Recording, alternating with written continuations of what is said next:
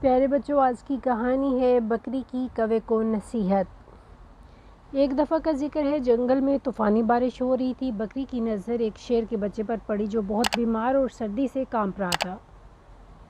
شیر کے بچے نے کافی دنوں سے کچھ نہیں کھایا تھا۔ بکری کو شیر کے بچے پر بہت ترس آیا۔ بکری نے پیار سے اس کے سر پر ہاتھ پھیرا۔ بھوکے شیر نے حسرت سے بکری کی طرف دیکھا۔ بکری سمجھ گئی کہ یہ بہت بھوکا ہے۔ اس نے شیر کے بچے کو کھانا کھلایا، دودھ پلایا۔ اتنی دیر میں بارش رک گئی۔ بکری نے وہاں سے جانے کا ارادہ کیا، لیکن پھر اسے خیال آیا کہ کہیں شیر کا بچہ اکیلے مر نہ جائے، لہٰذا بکری اس کے پاس رک گئی۔ 2-3 دن اپنے گھر نہیں گئی، بلکہ شیر کے بچے کی دیکھ بھال کرتی رہی۔ بکری کی دیکھ بھال کی بدولت شیر کا بچہ تندرست ہو گیا۔ بکری نے سوچا، اب شیر کا بچہ تندرست ہو گیا، اب میں چلی جاتی ہوں۔ مگر پھر اسے بچے پر رحم آیا کہ اس کے ماں باپ تو نہ جانے کہاں ہیں، یہ بیچارہ اکیلے میں گھبرائے گا، کہیں شکاری کا نشانہ نہ بن جائے۔ چنانچہ وہ اسے اپنے گھر لے آئی۔ یہاں شیر کا بچہ بکری کے بچوں کے ساتھ ہی رہنے لگا۔ کچھ عرصہ گزرنے کے بعد شیر کا بچہ جوان ہو گیا۔ ایک دن بکری گھاس کھا رہی تھی اور شیر کا بچہ بکری کی رکھوالی کر رہا تھا۔ اوپر سے ایک کوا گزرا۔ اس نے دیکھا کہ بکری گھاس کھا رہی ہے اور شیر اس کے پاس بیٹھا ہے، جبکہ شیر تو بکری کو کھا جاتا ہے۔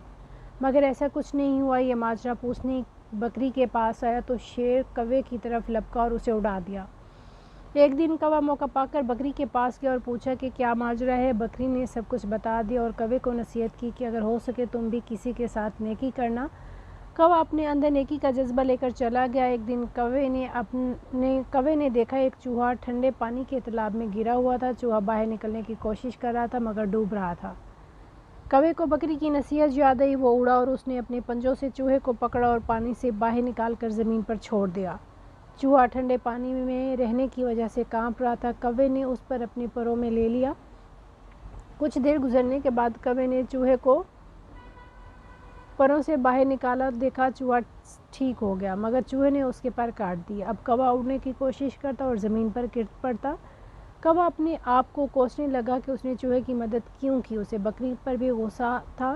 کچھ عرصہ گزرنے کے بعد کوے کے نئے پر آ گئے اور وہ پھر اڑنے لگا۔ وہ سیدھا بکری کے پاس گیا اور بکری کو اپنے ساتھ ہوا سارا واقعہ سنایا۔ بکری نے کہا، نیکی ضرور کرو مگر فطرت دیکھ کر۔